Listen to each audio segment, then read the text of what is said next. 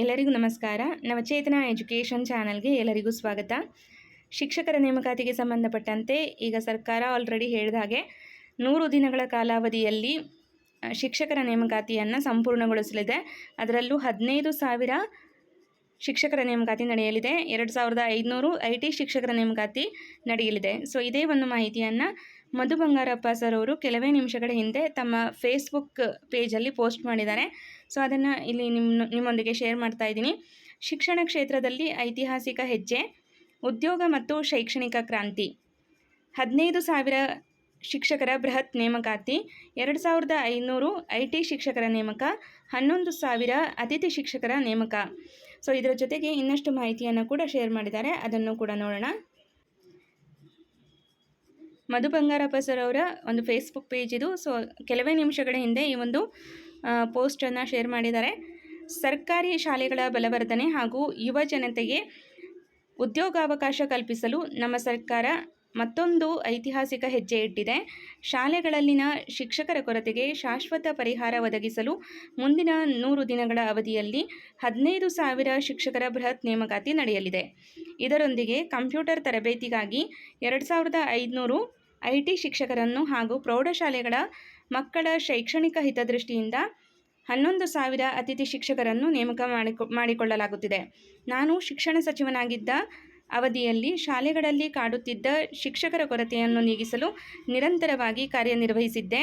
ಅದರ ಮುಂದುವರಿದ ಭಾಗವಾಗಿ ಇಂದು ನಮ್ಮ ಸರ್ಕಾರ ಈ ಬೃಹತ್ ನೇಮಕಾತಿ ನಿರ್ಧಾರ ಕೈಗೊಂಡಿದೆ. ಸೊ ಮಧು ಬಂಗಾರಪ್ಪ ಅವರು ಕೂಡ ಶಿಕ್ಷಕರ ನೇಮಕಾತಿ ಮಾಡಿಕೊಳ್ಬೇಕು ಅಂತ ಹೇಳಿ ಬಹಳಷ್ಟು ಪ್ರಯತ್ನ ಮಾಡಿದರು. ಈಗ ಸೊ ಅವರ ಸರ್ಕಾರವೇ ಈಗ ಈ ಒಂದು ಹೊಸ ಹೆಜ್ಜೆಯನ್ನು ಇಡ್ತಾ ಇರುವಂಥದ್ದು. 100 ದಿನಗಳಲ್ಲಿ 15,000 ಶಿಕ್ಷಕರ ಬೃಹತ್ ನೇಮಕಾತಿ ನಡೆಯಲಿದೆ. ಅದರಲ್ಲಿ 2,500 IT ಶಿಕ್ಷಕರನ್ನು ನೇಮಕ ಮಾಡಿಕೊಳ್ತಾ ಇರೋದು ಈ ಬಾರಿಯ ವಿಶೇಷ ಅಂತ ಹೇಳ್ಬೋದು. ಬಹಳಷ್ಟು ಜನರಿಗೆ ಗೊಂದಲ ಇತ್ತು, 2,500 ಈ ಒಂದು 15,000 ಶಿಕ್ಷಕರ ನೇಮಕಾತಿಯಲ್ಲಿ ಇನ್ಕ್ಲೂಡ್ ಆಗುತ್ತಾ ಅಥವಾ ಅದನ್ನು ಸಪ್ರೇಟಾಗಿ ಮಾಡ್ತಾರಾ ಅಂತ. ಸೊ ಈ ಒಂದು ಪೋಸ್ಟನ್ನು ನೋಡಿದ್ರೆ ನಮಗೆ 15,000 ಶಿಕ್ಷಕರ ನೇಮಕಾತಿ ಸಪ್ರೇಟ್, ಜೊತೆಗೆ 2,500 IT ಶಿಕ್ಷಕರ ನೇಮಕಾತಿ ಸಪ್ರೇಟಾಗಿ ಆಗುತ್ತೆ ಅಂತ ಅಂದ್ಕೊಳ್ತೀನಿ. ಜೊತೆಗೆ 11,000 ಅತಿಥಿ ಶಿಕ್ಷಕರನ್ನು ಕೂಡ ನೇಮಕ ಮಾಡ್ಕೊಳ್ತಾ ಇದ್ದಾರೆ. ಸೊ ಇಲ್ಲಿ ಅತಿಥಿ ಶಿಕ್ಷಕರನ್ನು ತಗೊಳ್ತಿದ್ದಾರೆ ಅಂದರೆ ನೇಮಕಾತಿ ನಡೆಯಲ್ಲ ಅಂತ ಅಂದ್ಕೊಳ್ಬೇಡಿ.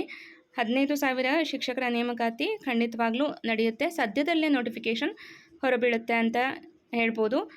ಒಂದು 10 ದಿನ ಆಗ್ಬೋದು, 15 ದಿನ ಆಗ್ಬೋದು, ಅಥವಾ ನೆಕ್ಸ್ಟ್ ವೀಕೆ ನೋಟಿಫಿಕೇಷನ್ ಆದರೂ ಕೂಡ ಆಶ್ಚರ್ಯ ಪಡಬೇಕಾಗಿಲ್ಲ.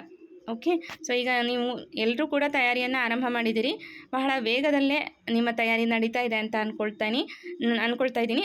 ನಿಮ್ಮ ಒಂದು ತಯಾರಿಯ ವೇಗ ಇದೇ ರೀತಿ ಇರಲಿ. ಯಾವುದೇ ಒಂದು ನೆಗೆಟಿವ್ ನ್ಯೂಸ್ ಬರಲಿ ಅಥವಾ ಡಿಲೇ ಆಗುತ್ತೆ ಅನ್ನುವಂತಹ ಒಂದು ಆತಂಕದಿಂದ ಅಥವಾ ಒಂದು ಅಪನಂಬಿಕೆಯಿಂದ ನೀವೇನು ಮಾಡಬೇಡಿ, ಈ ಒಂದು ತಯಾರಿಯನ್ನು ನಿಲ್ಲಿಸಬೇಡಿ. ಅಥವಾ ಇದೇ ವೇಗ ಏನಿದೆ, ಈಗ ನೀವು ಆಲ್ಮೋಸ್ಟ್ ಎಲ್ಲ ಸಿಲೆಬಸನ್ನು ಕವರ್ ಮಾಡಬೇಕು ಅನ್ನುವಂಥ ಪ್ರಯತ್ನವನ್ನು ಏನು ಮಾಡ್ತಾ ಇದ್ದೀರಿ, ಸೊ ಈ ಪ್ರಯತ್ನ ಮುಂದುವರಿಲಿ.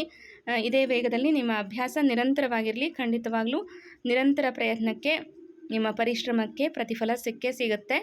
ಓಕೆ, ಸೊ ನಿಮ್ಮ ಸಿಲೆಬಸನ್ನು ನೀವೇ ಸಿದ್ಧಪಡಿಸ್ಕೊಳ್ಬೇಕಾಗತ್ತೆ. ಈಗ ನಮಗೆ ಸರ್ಕಾರಿ ಸಿಲೆಬಸ್ ಇರುತ್ತೆ, ನೋಟಿಫಿಕೇಷನಲ್ಲಿ ಸಿಲೆಬಸನ್ನು ಕೊಟ್ಟಿರ್ತಾರೆ. ಅಷ್ಟು ಸಿಲೆಬಸನ್ನು ಓದಿ ಮುಗಿಸೋದಕ್ಕೆ ಆಗುತ್ತಾ ಅಥವಾ ಆಗಲ್ವಾ ಅನ್ನುವಂತಹ ಭಯ ಕೂಡ ಇರುತ್ತೆ. ಸೊ ನಿಮ್ಮ ಆತ್ಮವಿಶ್ವಾಸ ಹೆಚ್ಚಿಸೋದಕ್ಕೆ ಕೆಲವೊಂದಿಷ್ಟು ಸಲಹೆಗಳನ್ನು ಕೊಡ್ತೀನಿ. ನೀವು ಈಗ ಆಲ್ರೆಡಿ 2015, 17 ಅನಂತರ 19, 22 ಸೊ ಈ ಒಂದು 4 ಪ್ರಶ್ನೆ ಪತ್ರಿಕೆಗಳನ್ನು, ಎಲ್ಲ ವಿಷಯದ ಪ್ರಶ್ನೆ ಪತ್ರಿಕೆಗಳನ್ನು ಮುಂದೆ ಇಟ್ಕೊಳ್ಳಿ. ಯಾವುದ್ರ ಮೇಲೆ ಪದೇ ಪದೇ ನಮಗೆ ಪ್ರಶ್ನೆಗಳಾಗಿದೆಯೋ, ಯಾವ ಕಾನ್ಸೆಪ್ಟ್ ಮೇಲೆ ಪದೇ ಪದೇ ಪ್ರಶ್ನೆಗಳನ್ನು ಕೇಳಿದಾರೋ, ಸೊ ಅದನ್ನು ಎಲ್ಲನೂ ಒಂದು ಕಡೆ ಲಿಸ್ಟ್ ಔಟ್ ಮಾಡಿಕೊಂಡ್ರೆ ನಿಮ್ಮದೇ ಆದಂತಹ ಒಂದು ಸಿಲೆಬಸ್ ರೆಡಿಯಾಗುತ್ತೆ. ಪ್ರತಿದಿನ ನಾನು ಇಂತಿಷ್ಟು ಕಾನ್ಸೆಪ್ಟ್ಗಳನ್ನು ಕವರ್ ಮಾಡ್ಕೊಳ್ಬೇಕು ಅನ್ನುವಂಥ ಪ್ರಯತ್ನವನ್ನು ಮಾಡಿ. ಆಗ ನೀವು ಹೆಚ್ಚಿನ ಸಿಲೆಬಸ್ನ ಕವರ್ ಮಾಡಿಕೊಂಡು ಪರೀಕ್ಷೆಯನ್ನು ಬರೆಯೋದಕ್ಕೆ ಸಿದ್ಧರಾಗ್ತೀರಿ. ಓಕೆ, ಸೊ ನಮಗೆ ಗೌರ್ಮೆಂಟ್ ಸಿಲೆಬಸ್ನ ಮುಂದಿಟ್ಕೊಂಡಾಗ ಭಯ ಆಗೋದು ಸಹಜ.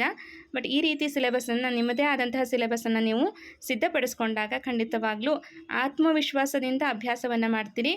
ಆತ್ಮವಿಶ್ವಾಸದಿಂದ ಹೆಚ್ಚಿನ ವಿಷಯಗಳನ್ನು ಕವರ್ ಮಾಡ್ಕೊಳ್ತೀರಿ. ಜೊತೆಗೆ ಅದೇ ವಿಶ್ವಾಸದಿಂದ ಪರೀಕ್ಷೆಯನ್ನು ಬರೆದು ಯಶಸ್ಸನ್ನು ಕಾಣ್ತೀರಿ. ಸೊ ನಾನು ಮಾಡಿರುವಂತಹ ಪ್ರಯತ್ನವನ್ನು ನಿಮ್ಮೊಂದಿಗೆ ಶೇರ್ ಮಾಡ್ತಾಯಿದ್ದೀನಿ. ಈ ಪ್ರಯತ್ನ ನಿಮಗೂ ಕೂಡ ಹೆಲ್ಪ್ ಆಗಲಿದೆ ಅನ್ನೋದು ನನ್ನ ಅನಿಸಿಕೆ. ಸೊ ಬಹಳಷ್ಟು ಜನ ಕೇಳ್ತಿರ್ತೀರಿ, ಮೇಡಮ್ ನೀವು ಹೆಂಗೆ ಓದಿದ್ರಿ, ಹೆಂಗೆ ಕವರ್ ಮಾಡಿದ್ರಿ ಅಂತ. ಸೊ ನಾನು ಕಂಪ್ಲೀಟ್ ಸಿಲೆಬಸನ್ನು ನೋಡೋಕ್ಕೆ ಹೋಗಿರಲಿಲ್ಲ. ಪ್ರಶ್ನೆ ಪತ್ರಿಕೆಯನ್ನು ಆಧರಿಸ್ಕೊಂಡು ಯಾವ್ಯಾವ ಕಾನ್ಸೆಪ್ಟ್ ಮೇಲೆ ಪ್ರಶ್ನೆಗಳು ಪದೇ ಪದೇ ಆಗಿದೆಯೋ ಅದನ್ನು ಕವರ್ ಮಾಡ್ಕೊಳ್ತಾ ಹೋಗಿದ್ದೆ. ಜೊತೆಗೆ ನಿಮಗೆ ಗೊತ್ತಿರೋ ಹಾಗೆ ಯೂಟ್ಯೂಬ್ ಕ್ಲಾಸಸ್ನ ಮಾಡ್ತಾಯಿದ್ದೆ. ಸೊ ಅದು ಕೂಡ ನನಗೆ ಪರೀಕ್ಷೆಗೆ ಹೆಲ್ಪ್ ಆಗಿದೆ ಅಂತ ಹೇಳ್ಬೋದು. ಸೊ ಈಗ ನಿಮ್ಮ ತಯಾರಿ ಪ್ರಶ್ನೆ ಪತ್ರಿಕೆಯ ಜೊತೆಗಿರಲಿ. ಪ್ರಶ್ನೆ ಪತ್ರಿಕೆಯಲ್ಲಿರುವಂತಹ ಎಲ್ಲ ಅಂಶಗಳನ್ನು, ಪ್ರಮುಖ ಅಂಶಗಳನ್ನು ಪಟ್ಟಿ ಮಾಡಿ ನಿಮ್ಮದೇ ಆದಂತಹ ಸಿಲೆಬಸ್ನ ರೆಡಿ ಮಾಡಿಕೊಂಡು ಅಭ್ಯಾಸವನ್ನು ಮಾಡ್ತಾ ಬನ್ನಿ. ನಿಮ್ಮ ತಯಾರಿ ನಿಮ್ಮೊಂದಿಗೆ ಇರಲಿ. ಯಾರ ಜೊತೆನೂ ಕೂಡ ಕಂಪೇರ್ ಮಾಡ್ಕೊಳ್ಬೇಡ್ರಿ. ಯಾರ ಜೊತೆಗೂ ಈಗ ನೀವು ಏನೇ ಮಾತಾಡಿದ್ರೂ ಅಲ್ಲಿ ಸಮಯದ ವ್ಯರ್ಥ ಆಗುತ್ತೆ ಹೊರತು ಏನೂ ಪ್ರಯೋಜನ ಆಗಲ್ಲ. ಈಗ ಬಹಳಷ್ಟು ಜನ ಬಹಳಷ್ಟು ವಿಡಿಯೋಸ್ಗಳನ್ನು ಮಾಡ್ತಿರ್ತಾರೆ, ಇಂತಿಷ್ಟೇ ಪೋಸ್ಟ್ ಕರೀತಾರೆ ಅನ್ನೋದನ್ನು ಕೂಡ ಒಂದು ಅಂದಾಜಿನ ಮೇಲೆ ಹೇಳ್ತಿದ್ದಾರೋ ಅಥವಾ ಕನ್ಫರ್ಮ್ ಆಗಿ ಹೇಳ್ತಿದ್ದಾರೋ ಗೊತ್ತಿಲ್ಲ. ಸರ್ಕಾರದಿಂದ ಅಧಿಕೃತವಾಗಿ ಯಾವ ಪೋಸ್ಟಿಗೆ ಎಷ್ಟು ಇಲ್ಲಿ ಹುದ್ದೆಗಳನ್ನು ಮೀಸಲಿಡಲಾಗಿದೆ ಅನ್ನೋದು ಇದುವರೆಗೂ ಗೊತ್ತಿಲ್ಲ ಯಾರಿಗೂ ಕೂಡ. ಸೊ ಹಾಗಾಗಿ ಯೂಟ್ಯೂಬಲ್ಲಿ ಬಂದಿರೋದೆಲ್ಲವನ್ನು ನೀವು ನಂಬಿಕೊಂಡು ಇದೇ ಸತ್ಯ ಅನ್ನೋದನ್ನು ಮನಸ್ಸಲ್ಲಿಟ್ಕೊಂಡು ಕೊರಗಬೇಡಿ. ನಿಮ್ಮ ಅಭ್ಯಾಸ ಅಷ್ಟೇ ನಿಮ್ಮ ಕಣ್ಣು ಮುಂದಿರಬೇಕು.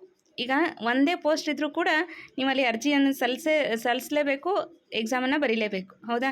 ಸೊ 10 ಪೋಸ್ಟ್ ಇದ್ದರೂ ಬರೀತೀರಿ, 20 ಪೋಸ್ಟ್ ಇದ್ದರೂ ಬರೀತೀರಿ. ಪೋಸ್ಟ್ಗಳ ಬಗ್ಗೆ ಚಿಂತೆ ಮಾಡಬೇಡಿ.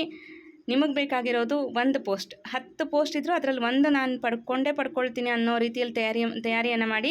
ಅದು ಎಷ್ಟೇ ಪೋಸ್ಟ್ ಇದ್ದರೂ ನಿಮ್ಮದೇ ಅಂತ ಒಂದು ಪೋಸ್ಟ್ ನಾನು ಪಡ್ಕೊಳ್ಬೇಕು. ಸೊ ಅದಷ್ಟೇ ನನ್ನ ಗುರಿ ಅನ್ನೋದನ್ನು ಮನಸ್ಸಲ್ಲಿಟ್ಕೊಂಡು ಅಭ್ಯಾಸವನ್ನು ಮಾಡಿ. ಯಾವುದೇ ನೆಗೆಟಿವ್ ವಿಡಿಯೋಸ್ಗಳಿಗೆ ಜಾಸ್ತಿ ಕಾನ್ಸಂಟ್ರೇಟ್ ಮಾಡಬೇಡಿ. ಸೊ ಇದು ನನ್ನ ಸಲಹೆ. ಯಾಕಂದರೆ ಅಲ್ಲಿ ತುಂಬ ಟೈಮ್ ವೇಸ್ಟ್ ಆಗೋಗುತ್ತಲ್ವ. ಸೊ ಆ ಟೈಮನ್ನು ಓದೋದಕ್ಕೆ ಯುಟಿಲೈಸ್ ಮಾಡ್ಕೊಳ್ಳಿ ಅನ್ನೋದಷ್ಟೇ ನನ್ನ ಕಿವಿ ಮಾತು. ಅನಿಸೋದು ಸಹಜ. ಸೊ ಈಗ ಶಿಕ್ಷಕರ ನೇಮಕಾತಿಗೆ ಸಂಬಂಧಪಟ್ಟಂತೆ ಒಂದು ವಿಡಿಯೋ ಬಂದಿದೆ ಅಂದರೆ ಅದನ್ನ ಓಪನ್ ಮಾಡಬೇಕು, ಅದನ್ನ ನೋಡಬೇಕು ಅನ್ನೋವಂಥ ಕುತೂಹಲ ಎಲ್ರಿಗೂ ಇರುತ್ತೆ. ಈಗ ಯಾರೆಲ್ಲ ಪರೀಕ್ಷೆಯನ್ನು ಬರೀತಿದ್ದೀರೋ ಅಂಥವ್ರೆಲ್ರಿಗೂ ಆ ಕುತೂಹಲ ಇದ್ದೇ ಇರುತ್ತೆ. ಅದನ್ನ ಓಪನ್ ಮಾಡ್ತೀರಿ.